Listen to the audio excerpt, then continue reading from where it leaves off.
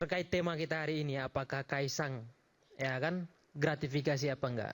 Tadi disampaikan secara hukum jelas. Dan Bobi. Ya. Oke, dan Bobi itu tidak masuk dalam unsur gratifikasi. Anda meyakini tidak? Iya. Karena? Secara unsur untuk Kaisang tidak terpenuhi. Itu clear. Saya pikir demikian. Untuk Bobi? Untuk Bobi,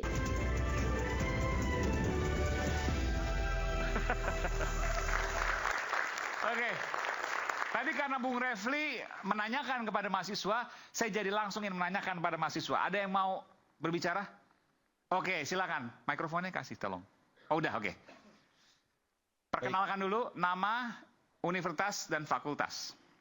Baik, nama saya Zaim Syakban Syauki, Universitas Indonesia, Fakultas Ilmu Budaya. Oke, silakan. Jadi yang mau saya sampaikan adalah gratifikasi ini kan ada ilegal dan non ilegal. Nah, berarti yang Mas Gibran lakukan ini kan numpang lah ibaratnya. Mas Kaisang. Mas Kaisang, ya. Oke. Mas Kaisang lakukan ini numpang. Lah, kenapa diberi tumpangan oleh owner dari Shopee ini? Nah, itu pasti ada alasannya, ada tujuannya. Kenapa diberi tumpangan Mas Kaisangnya? Iya. Dari pemilik Shopee tadi. Dugaannya seperti itu. Ya, dugaannya seperti itu. Nah, itu pasti ada tujuannya.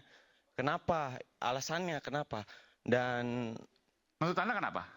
menurut saya pasti ada deal-dealan di belakang. Entah itu mungkin korupsi, menurut saya ya. Itu keyakinan Anda? Ini keyakinan saya. Ini saya kira jadi memang. Anda berani ngomong seperti ini nih? Iya, mungkin berbahaya untuk saya. Gitu. Oke, luar biasa. Tapi kan keyakinan nggak bisa dipidana, betul ya, Bung Refli? Jangan main betul dan tidak dulu. Oke, silakan. Lo langsung turunin mic. Oh ya, dan saya kira pasti ada hal deal-dealan seperti itu pasti ada di belakang. Dan itu apa yang owner dari marketplace ini mau dari pemerintahan Indonesia yang masa Jokowi hampir runtuh ini. Ya. Apakah deal seperti apakah yang harus? Ya, intinya batin Anda bertanya-tanya soal itu. Ya, betul. Itu saja. Dan Anda tidak punya jawaban, tapi Anda punya kecenderungan keyakinan. ada jawaban konyol, Mas. Iya. Yang kemarin kita dengar, Dik. Jawaban konyol itu dari pejabat negara yang namanya Menteri Komunikasi dan Informatika, Budi Aris Setiadi. Katanya Erina dan Kaisang dipinjemin pesawat itu karena Erina itu sudah hamil 8 bulan, nggak boleh naik pesawat komersial. Itu jawaban konyol dari seorang Menteri Kominfo kemarin. Silakan di googling, jawabannya ada. Nah, itu jawabannya. Kan konyol banget loh. Artinya mereka melakukan itu, kemudian malah dibela oleh pejabat negara sekelas Menteri Komunikasi Informatika, tapi jawabannya kayak gitu. Oke, sekarang saya berikan pada Mas Roy. Sudah selesai? Ada lagi? Terima kasih, Dek.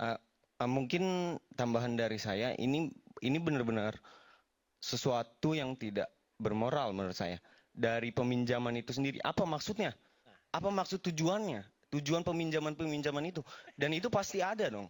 Dari pengusaha pengen digampangkan dalam surat perizinan, bisa dikurangi pajaknya juga bisa. Dan dari island yang tadi juga persentase pajaknya juga kecil kan. Jadi kalau misalnya punya perusahaan di Indonesia dan trademarknya ada di Rhode Island yang tadi Cayman Island, Mas. Cayman Island. Jadi secara dia melakukan seluruh profit yang ada di Indonesia dipindahkan ke Cayman Island, dan itu sebenarnya tidak bermoral gitu. Walaupun itu saya kira legal gitu. Baik. Baik. Bagaimanapun juga ada suara mahasiswa, bagian dari rakyat bersuara. Kita harus apresiasi. Nanti silakan dibantah oleh Bung San Salvator dan juga Prof. Ani Nasrun. Saya kira gini. Kalian closing statement ya, Bung Prof. Andi. Ya. Silakan. Ini menjadi geger ya. Menjadi geger karena nuansa politiknya tinggi. Ya, nuansa politik tinggi. Kalau dari segi legal, clear betul. Bahwa dia bukan penyelenggara negara. Dan kemudian kalau gratifikasi ada titik di mana ada persoalan korupsinya. Ini kan baru kemungkinan, baru dugaan, ya premis-premis seperti itu. Ini yang menurut saya, tapi saya tetap punya satu satu pandangan pribadi, mungkin ke depan saya kira memang pola hidup sederhana harus kita ketengahkan, ya kan? Pada level apapun juga, pada keluarga apapun juga.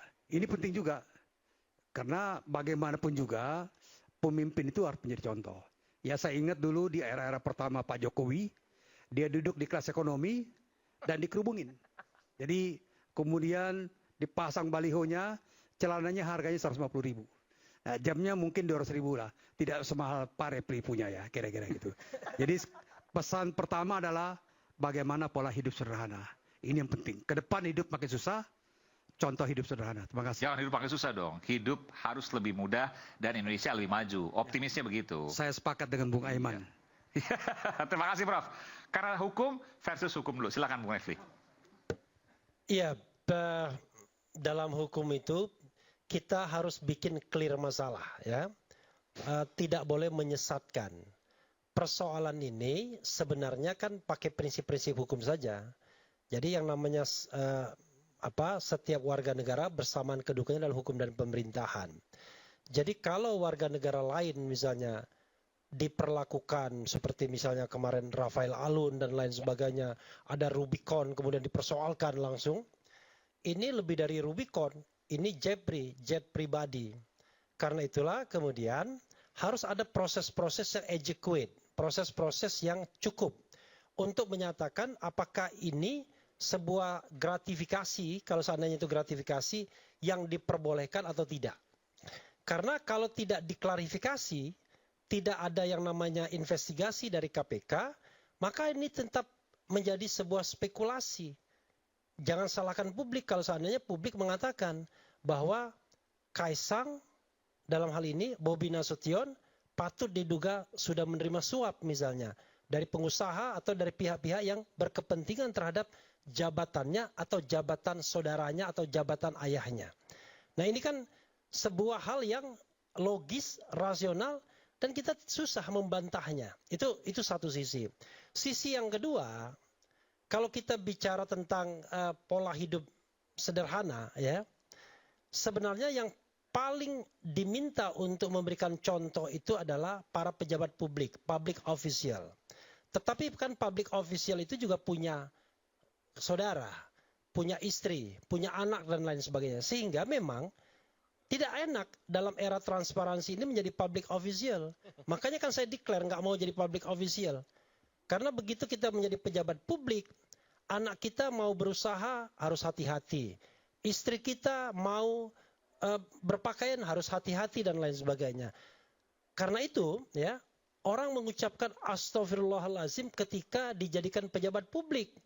Bukan minta-minta jabatan, melipir-melipir ke Prabowo untuk dijadikan menteri. Ini kan mentalnya kan mental mental yang menurut saya tidak hebat, ya.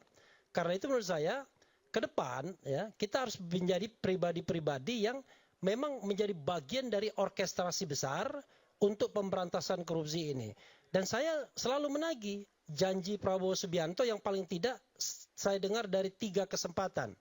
Interview dia di Qatar Economic Forum. Yeah.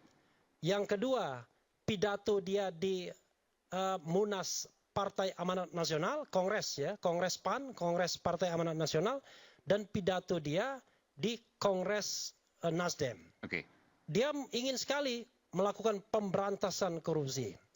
Tetapi mudah-mudahan janji ini tidak sekedar janji, dan nanti kita akan tagih. Ya gampang caranya. Tahun depan indeks persepsi kita bisa naik atau tidak. Okay. Kalau jalan di tempat atau bahkan turun, maka itu hanya sekedar janji yang sama seperti yang sering dikatakan Pak Prabowo, omon-omon doang. Maka Pak Prabowo dan jajarannya juga omon-omon juga, ya. Okay. Mudah-mudahan tidak demikian. Okay. Wassalamualaikum warahmatullahi wabarakatuh. Waalaikumsalam warahmatullahi wabarakatuh. Mas Roy silakan sebelum ya, ke Bung Sam. Tadi ada yang belum dibahas, sedikit aja saya tambahkan. Data lagi nih ya? Ya, jadi soal pesawat. Ya, kenapa tadi Mas Refli itu mengatakan kalau dia sewa, itu boleh. Saya katakan kalau sewa itu nanti harus dicek Karena menurut aturan dari FAA ya, dari Badan Penerbangan untuk yang ada secara internasional federasi, itu ada 2 tipe pesawat. Pesawat yang bisa disewa dan pesawat yang private. Pesawat yang private itu belum tentu pesawat kecil. Pesawat yang besar juga ada, tapi itu private. Kalau private itu tidak punya legalitas untuk disewakan. Pesawat yang kecil banyak yang bisa disewakan, di Indonesia pun banyak yang bisa disewakan. Misalnya miliknya Lion gitu. Itu dia punya, Gulfstream juga itu bisa disewakan dan itu sah untuk disewakan. Tapi terdaftarnya pesawat yang miliknya Gang Y ini pesawatnya adalah private. Pesawat private itu Mas Aiman itu tidak boleh disewakan. Karena itu hanya kepentingan private. Karena dia tidak memiliki izin untuk disewa oleh orang lain. Kalau dulu mobil mungkin plat hitam lah. Ya, mobil plat hitam tidak boleh ngompreng. Iya. Minta duit. Enggak. Kenapa ada Grab dan lain sebagainya di Indonesia lah, itu ada pengecualian lah itu. Pengecualian. Ya. Tapi kalaupun disewakan, ya ini Prof tadi jawabannya. Pesawat yang disewa itu ada 3 jenis. Kita mau sewa secara basah. Basah itu, ini istilah dalam dunia penerbangan. Basah itu komplit semuanya. Sak pilot-pilotnya, sak afturnya, semuanya, oli-olinya segala itu dibayar. Atau sewa lembab. Sewa lembab itu apa? Sewa lembab itu semuanya kecuali kru. Atau kering. Kalau kering kosong pesawat itu, disewa secara kosong. Jadi beda-beda juga cara penyewaan dan itu tapi semua harus ada izin.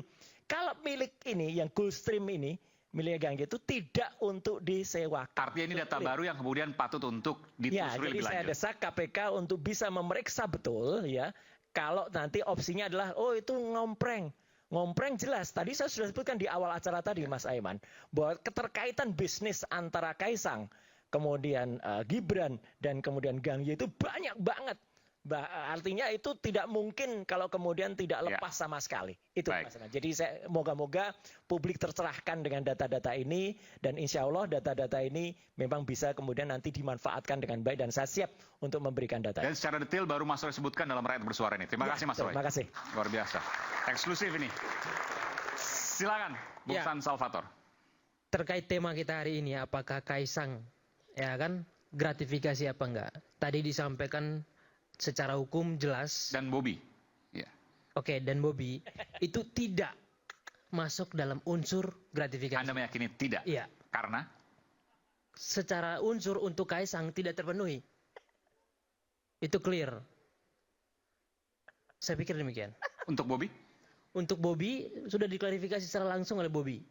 Tidak menggunakan dana APBN ataupun APBD. Baik. Iya. Hanya itu cukup? Cukup. Baik, terima kasih Bung San Salvator. Singkat, padat, jelas. Silakan Prof terakhir. Iya, saya pikir Anda perlu baca artikel ini. Di sini udah jadi jurisprudensi.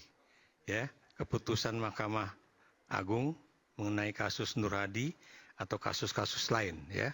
Di sini menunjukkan bahwa yang namanya gratifikasi itu bukan cuma untuk pejabat, tapi juga bisa untuk keluarga. Ya, ini aja, Anda baca ini deh, nggak usah baca buku KUHP yang tadi dibawa sama Prof ya.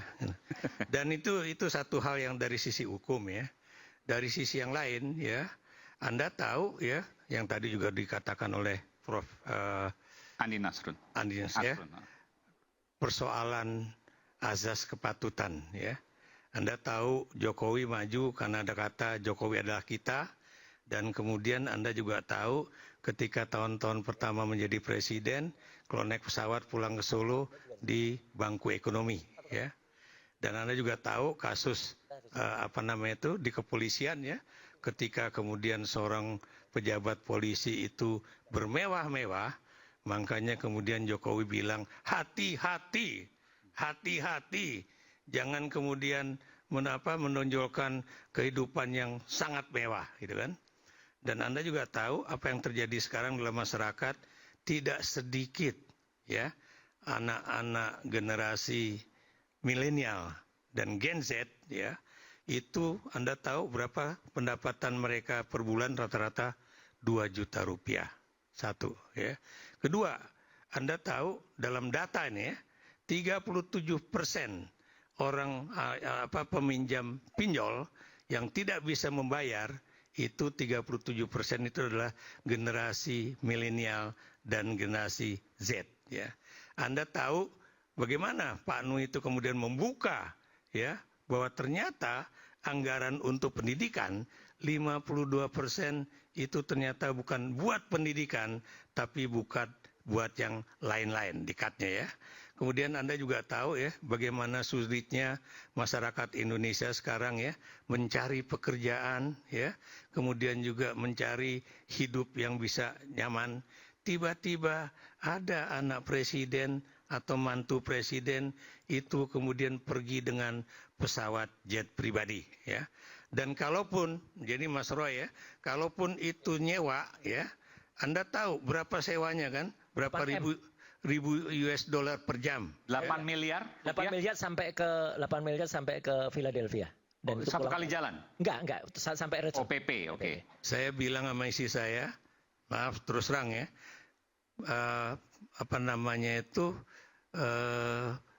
tunjangan penghidupan saya di luar negeri ketika menjadi Dubes, ya, duta besar waktu itu, betul. itu nilainya itu cuma 5.700 US dollar. Ditambah tunjangan istri dan anak, itu jatuhnya 7.000 US dollar per month.